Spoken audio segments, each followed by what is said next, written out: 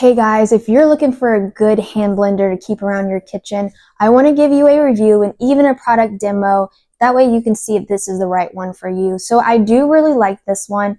It has a great design to where you can grip it very well with your hand. You have a low speed and a high speed.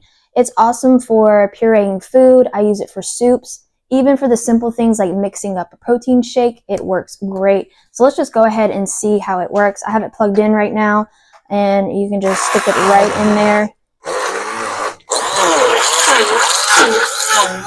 It is super simple to use.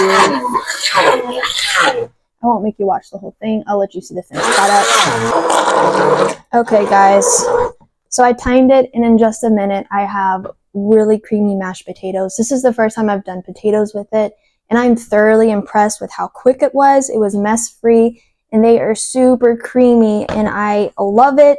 I highly recommend it. It works so well. Once you unplug it, all you have to do is take this piece off to be able to wash it off. Super simple, super easy. Like I said, it works great. Very handy to have around your kitchen. I highly recommend it.